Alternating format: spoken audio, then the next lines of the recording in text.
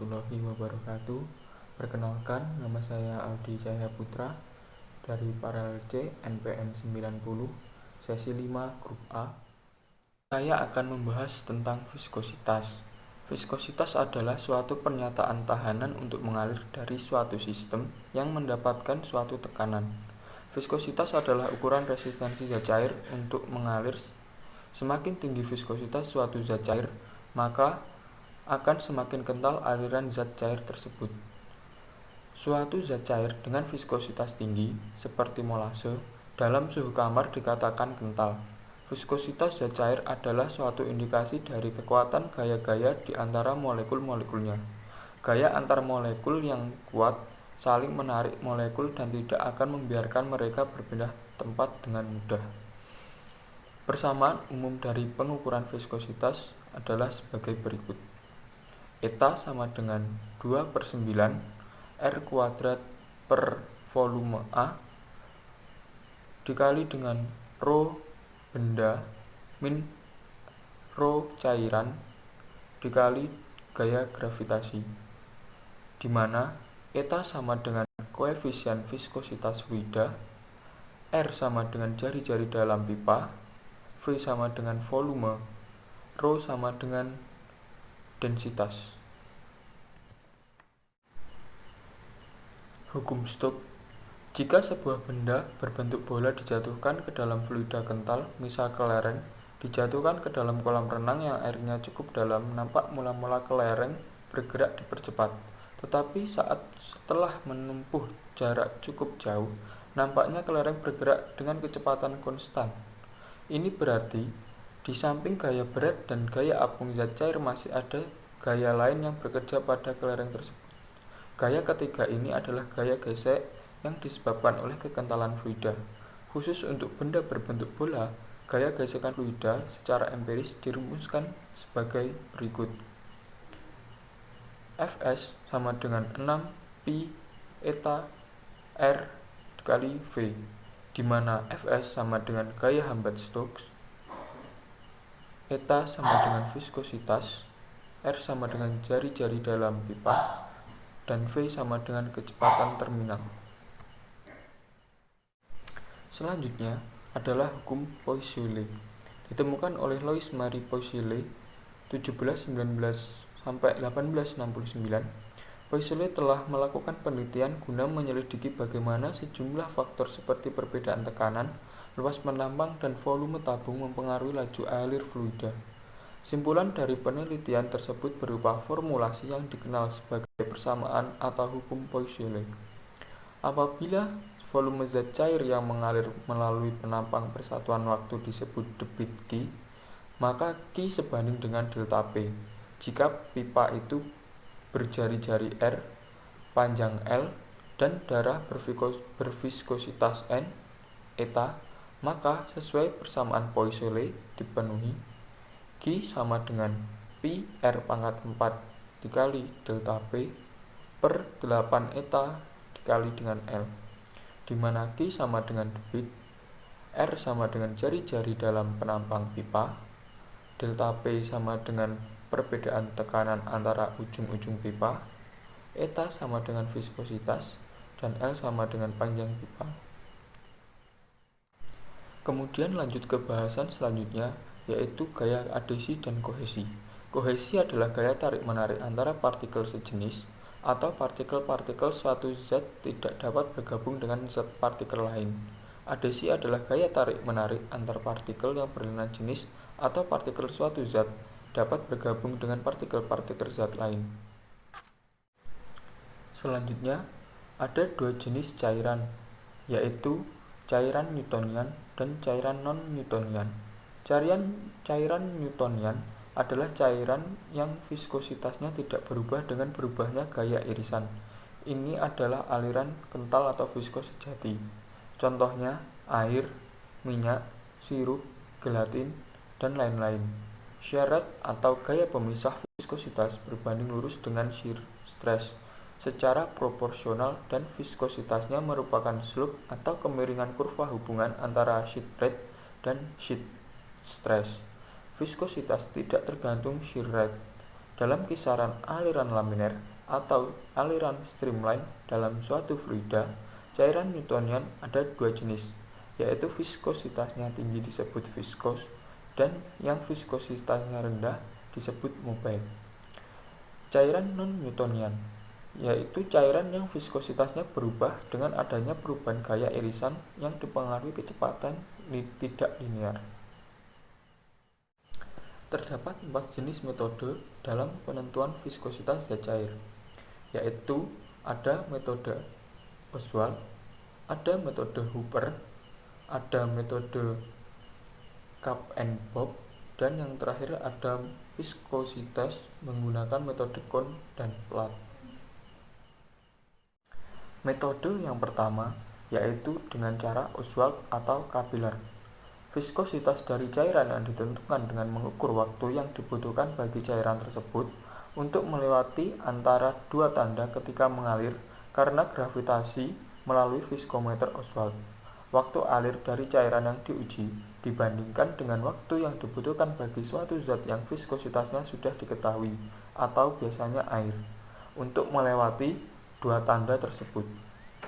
Hukum Poiseuille juga digunakan untuk menentukan distribusi kecepatan dalam arus laminer melalui pipa silindris dan menentukan jumlah cairan yang keluar per detik. Metode yang kedua yaitu metode Hooper. Berdasarkan hukum Stokes, pada kecepatan bola maksimum terjadi keseimbangan sehingga gaya gesek sama dengan gaya berat dikurangi gaya Archimedes. Prinsip kerjanya yaitu menggelindingkan bola melalui tabung gelas yang berisi zat cair yang diselidiki. Kecepatan jatuhnya bola merupakan fungsi dari harga resiprok. Berdasarkan hukum Stokes, yaitu pada saat kecepatan bola maksimum terjadi keseimbangan sehingga gaya gesek sama dengan gaya berat Archimedes. Dalam fluida, regangan geser selalu bertambah dan tanpa batas sepanjang tegangan yang diberikan. Tegangan tidak bergantung pada regangan geser tetapi bergantung pada laju perubahannya. Mempelajari gerak bola yang jatuh ke dalam fluida kental, walaupun ketika itu hanya untuk mengetahui bahwa gaya kekentalan pada sebuah bola tertentu di dalam suatu fluida berbanding dengan kecepatan relatifnya.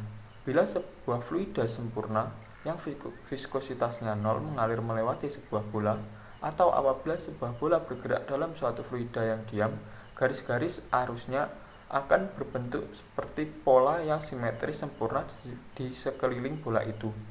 Tekanan terhadap sembarang titik permukaan bola yang menghadap arah alir datang tepat sama dengan tekanan terhadap titik lawan. Titik tersebut pada permukaan bola menghadap ke arah aliran dan gaya resultan terhadap bola itu sama dengan 0. Metode yang ketiga yaitu viskometer menggunakan cup and bob. Prinsip kerjanya, sampel digeser dalam ruangan antara dinding luar bob dan dinding dalam dari cup, di mana bob masuk persis di tengah-tengah. Kelemahan viskometer ini adalah terjadinya aliran sumbat yang disebabkan gesekan yang tinggi sepanjang keliling bagian tub sehingga menyebabkan penemuan konsentrasi. Penurunan konsentrasi ini menyebabkan bagian tengah zat yang ditekan keluar memadat. Hal ini disebut aliran sumbat. Metode terakhir yaitu viskometer Kohn dan Platt. Cara pemakaiannya adalah sampel yang ditempatkan di tengah-tengah papan, kemudian dinaikkan hingga posisi di bawah kerucut. Kerucut digerakkan oleh motor dengan bermacam kecepatan dan sampelnya digeser di dalam ruang sempit antara papan yang diam dan kemudian kerucut yang berputar. Selanjutnya, kita akan membahas tentang viskometer Ostwald. Viskometer Ostwald bekerja berdasarkan selang waktu yang dibutuhkan oleh sejumlah larutan tertentu untuk mengalir melalui pipa kapiler oleh gaya yang disebabkan oleh berat larutan itu. Viskometer Ostwald adalah salah satu alat yang digunakan untuk mengukur viskositas zat cair, di mana cair yang dilakukan adalah mengukur waktu yang dibutuhkan oleh sejumlah liquid melewati pipa kapiler.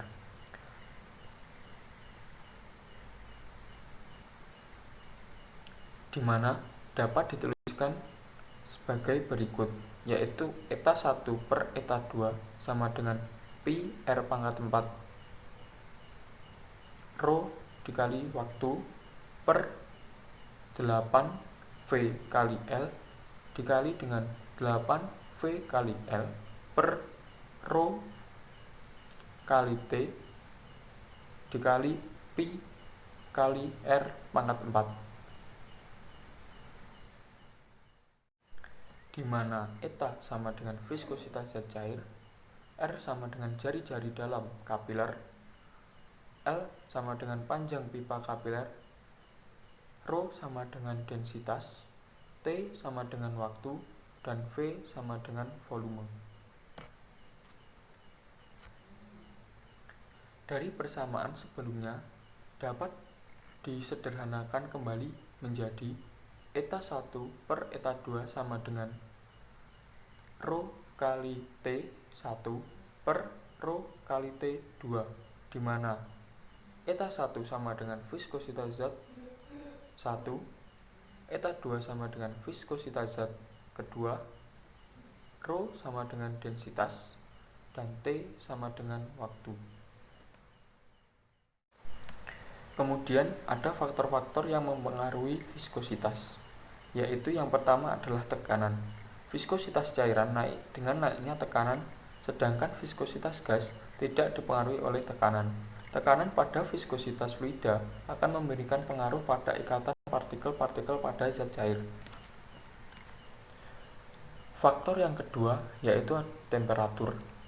Viskositas akan turun dengan naiknya temperatur, sedangkan viskositas gas naik dengan naiknya temperatur. Pemanasan zat cair menyebabkan molekul-molekulnya yang memperoleh energi. Molekul-molekul cairan bergerak sehingga gaya interaksi antar molekul melemah. Dengan demikian, viskositas cairan akan turun dengan kenaikan temperatur. Faktor yang ketiga yaitu ukuran dan berat molekul. Viskositas naik dengan naiknya berat molekul. Misalnya laju aliran alkohol cepat, larutan minyak laju alirnya lambat, dan kekentalannya tinggi. Larutan minyak, misalnya CPO, memiliki kekentalan tinggi serta laju aliran lambat, sehingga viskositas juga tinggi. Faktor yang keempat yaitu kekuatan antar molekul. Semakin besar ikatan antar molekul suatu zat cair, maka nilai viskositas yang dimiliki akan semakin tinggi. Dan yang terakhir adalah penerapan viskositas. Penerapan dari viskositas adalah pelumas mesin. Pelumas mesin atau oli merupakan bahan penting bagi kendaraan bermotor. Oli yang dibutuhkan tiap-tiap tipe mesin kendaraan berbeda-beda karena setiap tipe mesin kendaraan membutuhkan kekentalan yang berbeda-beda. Kekentalan ini adalah bagian yang sangat penting sekali karena berkaitan dengan ketebalan oli atau seberapa besar resistensinya untuk mengalir. Sehingga sebelum menggunakan oli merek tertentu, harus diperhatikan terlebih dahulu koefisien kekentalan oli sesuai atau tidak dengan tipe mesin. Masyarakat umum beranggapan bahwa fungsi utama oli hanyalah sebagai pelumas mesin.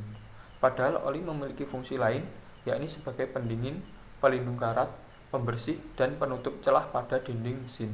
Sebagai pelumas mesin, oli akan membuat gesekan antar komponen di dalam mesin bergerak dengan lebih halus dengan cara masuk ke dalam celah-celah mesin, sehingga memudahkan mesin untuk mencapai suhu kerja yang ideal. Demikian pembahasan viskositas kali ini. Tetap jaga kesehatan dengan stay at home dan physical distancing. Terima kasih sudah menonton video ini dan sampai jumpa pada pembahasan materi berikutnya. Sampai jumpa. Wassalamualaikum warahmatullahi wabarakatuh.